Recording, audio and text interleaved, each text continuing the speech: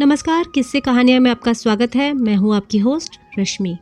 आप सुन रहे हैं मुंशी प्रेमचंद द्वारा रचित गोदान का भाग 24। आगे की कहानी जानने से पहले पिछले भाग को संक्षेप में जान लेते हैं। पिछले भाग में आपने सुना, भोला एक जवान विधवा से दूसरा विवाह कर लेते हैं, जिसके पति का देहांत हुए केवल 3 महीने हुए थे। एक लड़का भी था। भोला के एक पुत्र जंगी अपनी स्त्री को लेकर लखनऊ चला गया था।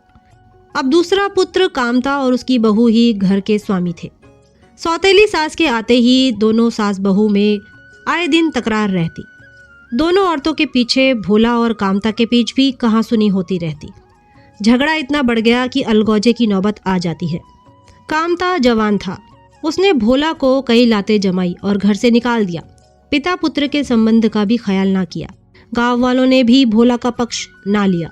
भोला नोखे राम के पास जाते हैं और अपनी फरियाद सुनाते हैं।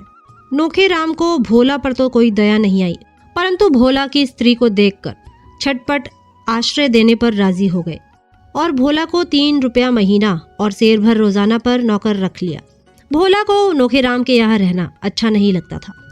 उसकी तो कोई पूछता न था, परंतु उसकी स्त्री की सभी बातें माने जाती थी। नोखे राम भोला की पत्नी नोहरी पर कुछ ज्यादा ही मेहरबान था। कामता को अपने बाप को घर से बाहर निकालने के बाद यह एहसास होता है कि उसके पिता कितना काम किया करते थे। आए दिन कामता की उसकी पत्नी से लड़ाई होती रहती थी। कामता की पत्नी रूठकर मायके चली जाती है तो वह हार कर फिर भोला के पास जाता है कि मुझे क्षमा कर दो और वापस घर चलो। भोला को भी नोखे राम के यहाँ मजदूरों की तरह रहना अच्छा नहीं लग रहा था। वह भी घर जाना चाहता था, परंतु नोहरी तैयार नहीं होती है। एक दिन लाला पटेश्वरी प्रसाद ने नोहरी को छेड़ दिया। ये बात वह नोखे राम से बोल देती है। नोखे राम पटेश्वरी को धमकी देके आते हैं। अब नोहरी गांव की रानी थी। गांव वाले उसे आते देखकर ही रास्ते से हट जाते। किसी को अपना काम निकलवाना होता तो वह नोहरी से जाके कहता। भोला को यह सब अच्छा ना लगता था। वह नोहरी से कहते हैं कि मैं वापस घर जा रहा हूँ, तो नोहरी उन्हें धमकी देती है कि मैं पंचायत में तुम्हारे मुंह पर कालिख लगा दूंगी। भोला में नोहरी को त्यागने की हिम्मत न थी। अब सुनिए आगे का भाग। प्रस्तुत है गोदान का भाग 24। लाला पटेश्वरी पटवारी समुदाय के सद्गुणों के साक्षात अवतार थे। वह यह ना देख सकते थे कि कोई आसामी अपने दूसरे भाई की इंच भर भी जमीन दबा ले। ना वह यही देख सकते थे कि आसामी किसी महाजन के रुपए दबा ले। गांव के समस्त प्राणियों के हितों की रक्षा करना उनका परम धर्म था। समझौते या मेलजोल में उनका विश्वास न था। यह तो निर्जीवता के लक्षण है। वह तो संघर्ष के पुजारी थे, जो सजीवता का लक्षण है। आए दिन इस जीवन को उत्तेजना देने का प्रयास करते रहते थे। एक ना एक फुलझड़ी छोड़ते रहते थे। मंगरू साहब पर इन दिनों उनकी विशेष कृपा दृष्टि थी। मंगरू साहब गांव का सबसे धनी आदमी था, पर स्थानीय राजनीति में बिल्कुल भाग ना लेता था। रोब या अधिकार की लालसा उसे न थी। मकान भी उसका गांव के बाहर था, जहां उसने एक बाग और एक कुआं और एक छोटा सा शिव मंदिर बनवा लिया था। बाल बच्चा कोई न था, इसलिए लेन देन भी कम कर दिया था और अधिकतर पूजा पाठ में ही लगा रहता था। कितने ही आसामियों ने उसके रुपए हजम कर लिए थे, पर उसने किसी पर नालिश फरियाद न की। होरी पर भी उसके सूद ब्याज मिलाकर कोई 150 रुपए हो गए थे, मगर ना होरी को ऋण चुकाने की कोई चिंता थी और ना उसे वसूल करने की।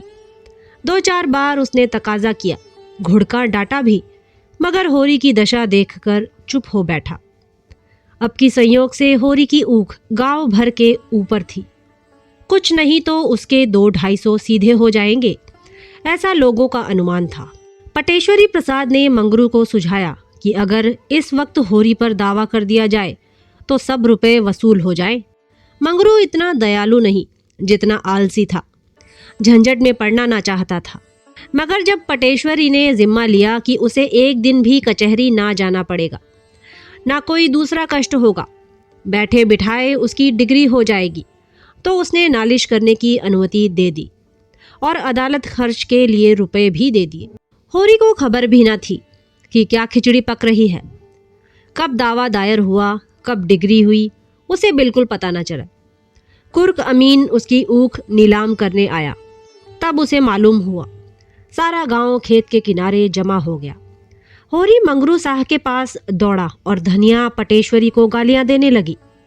उसकी सहज बुद्धि ने बता दिया कि पटेश्वरी ही की कारस्तानी है, मगर मंगरू साह पूजा पर थे, मिल न सके, और धनिया गालियों की वर्षा करके भी पटेश्वरी का कुछ बिगाड़ न सकी।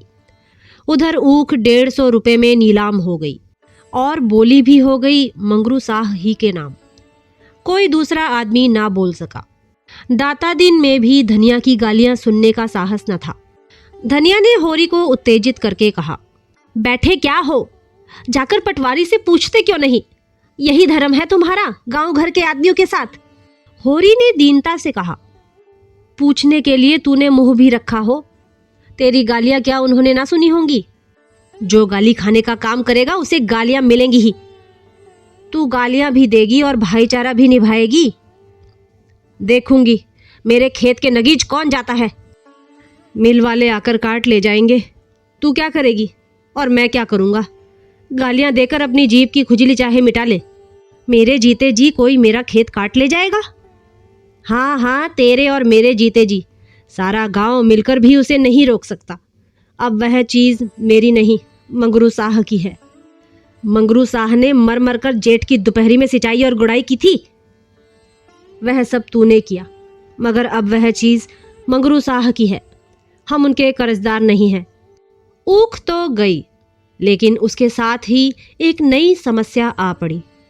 दुलारी इसी ऊख पर रुपए देने पर तैयार हुई थी। अब वह किस जमानत पर रुपए दे? अभी उसके पहले ही के 200 रुपए पड़े हुए थे। सोचा था ऊख के पुराने रुपए मिल जाएंगे तो नया हिसाब चलने लगेगा। उसकी नज़र में होरी की साख 200 तक की थी। इससे ज्यादा देना जोखिम था। सहालक सिर पर था। तिथि निश्चित हो चुकी थी। गौरी महतो ने सारी तैयारियां कर ली होंगी। अब विवाह टलना असंभव था। होरी को ऐसा क्रोध आता था कि जाकर दुलारी का गला दबा दे। जितनी चिरौरी बिनती हो सकती थी वह कर चुका, मगर वह पत्थर की देवी जरा भी न पसीजी। उसने चलते चलते हाथ बांध कर कहा, दुलारी, मैं तुम्हारे रुपए लेकर भाग न जाऊंगा, ना इतनी जल्द मरा ही जाता हूं। खेत है, पेड़ पालो हैं, घर है, जवान बेटा है। तुम्हारे रुपए मारे ना जाएंगे। मेरी इज्जत जा रही है, इसे संभालो। मगर दुलारी ने दया को व्यापार में मिलाना स्वीकार ना किया। अगर व्यापार को वह दया का रूप दे सकती तो उसे कोई आपत्ति ना होती, पर दया को व्यापार का रूप देना उसने ना सीखा था। होरी ने घर आकर धनिया से कहा, अब? धनिया ने उसी पर दिल का गुबार निकाला। यही तो तुम चाहते थे। होरी ने जख्मी आंखों से देखा। मेरा ही दोष है? किसी का दोष हो, हुई तुम्हारे मन की। तेरी इच्छा है कि जमीन रहन रख दूं। जमीन रहन रख दोगे तो करोगे क्या? मजूरी। मगर जमीन दोनों को एक सी प्यारी थी। उसी पर तो उनकी इज्जत और आबरू अवलंबित थी। जिसके पास जमीन नहीं वह गृहस्थ नहीं, मजूर है। होरी ने कुछ जवाब ना पाकर पूछा, तो क्या कहती है? धनिया ने आहत कंठ से कहा, कहना क्या है? गौरी बारात लेकर आएंगे, 1 जून खिला देना, सवेरे बेटी विदा कर देना। दुनिया हंसेगी, हंस ले। भगवान की यही इच्छा है कि हमारी नाक कटे, मुंह में कालिख लगे, तो हम क्या करेंगे? सहसा नोहरी चुंदरी पहने सामने से जाती हुई दिखाई दी। होरी को देखते ही उसने जरा सा घूंघट निकाल लिया। उससे समधी का नाता मानती थी। धनिया से उसका परिचय हो चुका था। उसने पुकारा, आज किधर चली समधिन? आओ बैठो। नोहरी ने दिग्विजय कर लिया था और अब जनमत को अपने पक्ष में बटोर लेने का प्रयास कर रही थी। आकर खड़ी हो गई। धनिया ने उसे सिर से पांव तक आलोचना की आंखों से देखकर कहा, आज इधर कैसे भूल पड़ी?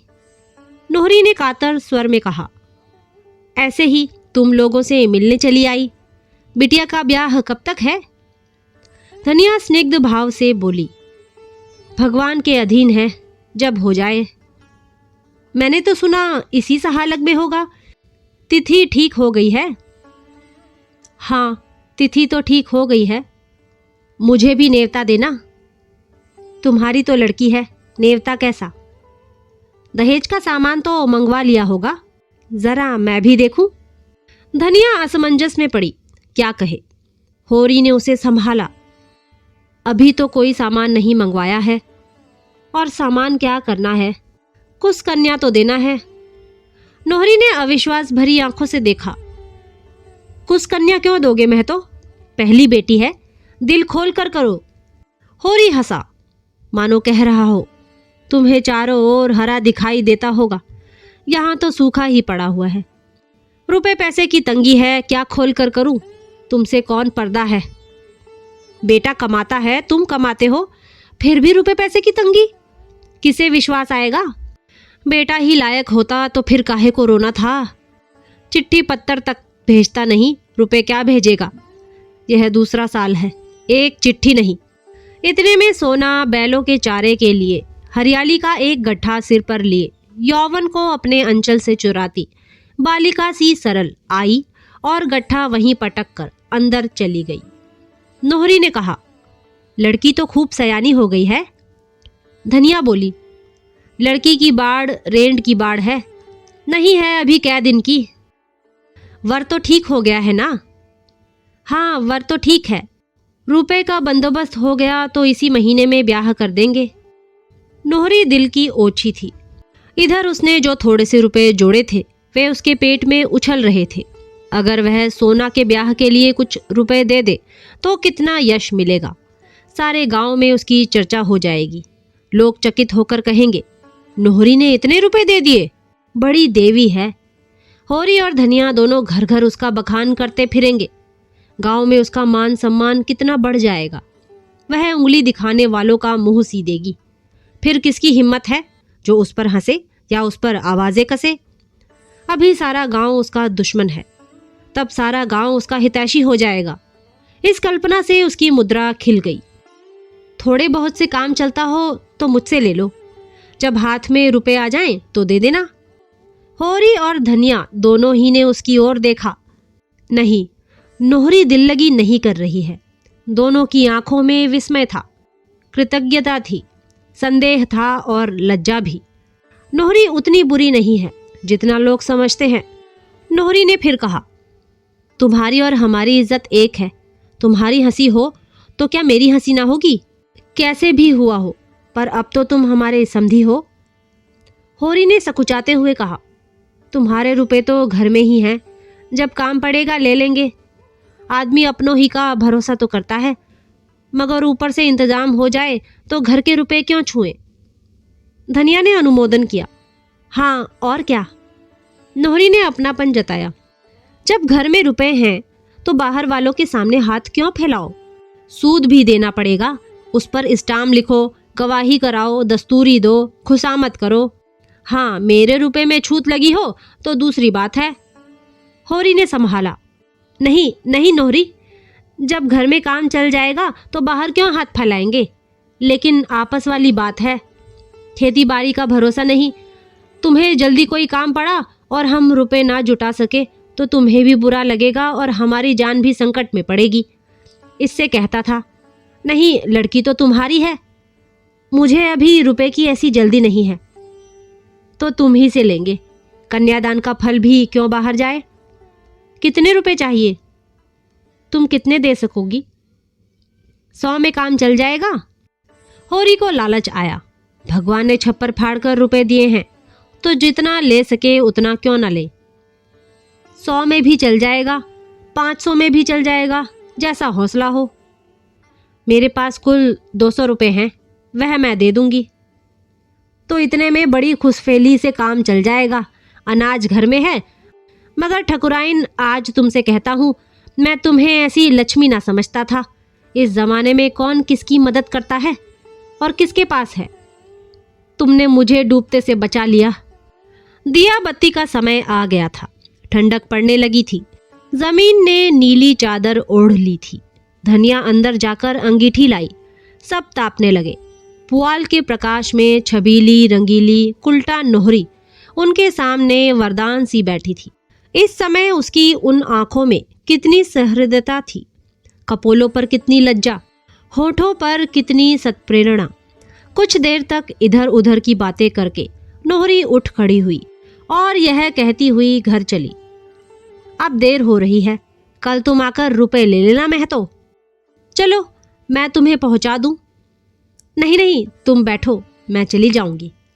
जी तो चाहता है तुम्हें कंधे पर बैठा कर पहुंचाऊं। नोकीराम की चौपाल गांव के दूसरे सिरे पर थी और बाहर बाहर जाने का रास्ता साफ था। दोनों उसी रास्ते से चले। अब चारों ओर सन्नाटा था। नोहरी ने कहा, तनिक समझा देते रावत को, क्यों सबसे लड़ाई किया करते हैं? जब इन्हीं लोगों के बीच में रहना है तो ऐसे रहना चाहिए, ना कि चार आदमी अपने हो जाए। और इनका हाल यह है कि सबसे लड़ाई, सबसे झगड़ा। जब तुम मुझे पर्दे में नहीं रख सकते, मुझे दूसरों की मजूरी करनी पड़ती है, तो यह कैसे निभ सकता है कि मैं ना किसी से हंसूं, ना बोलूं, ना कोई मेरी ओर ताके, ना हंसे। यह सब तो पर्दे में ही हो सकता है। पूछो, कोई मेरी ओर ताकता या घूरता है तो मैं क्या करूं? उसकी आंखें तो नहीं फोड़ सकती। फिर मेल मोहब्बत से आदमी के 100 काम निकलते हैं। जैसा समय देखो वैसा व्यवहार करो। तुम्हारे घर हाथी झूमता था तो अब वह तुम्हारे किस काम का? अब तो तुम 3 रुपए के मजूर हो। मेरे घर तो भैंस लगती थी, लेकिन अब तो मजूरिन हूँ, मगर उनकी समझ में कोई बात आती ही नहीं। कभी लड़कों के साथ रहने की सोचते हैं, कभी लखनऊ जाकर रहने की सोचते हैं। नाक में दम कर रखा है मेरे। होरी ने ठकुर सुहाती की। यह भोला की सरासर नादानी है। बूढ़े हुए अब तो उन्हें समझ आनी चाहिए। मैं समझा दूंगा। तो सवेरे आ जाना, रुपए दे दूंगी। कुछ लिखा पड़ी। तुम मेरे रुपए हजम ना करोगे, मैं जानती हूं। उसका घर आ गया। वह अंदर चली गई। होरी घर लौटा। तो दोस्तों, गोदान के इस भाग में इतना ही। अगले भाग में आपसे मुलाकात होगी। तब तक के लिए नमस्कार।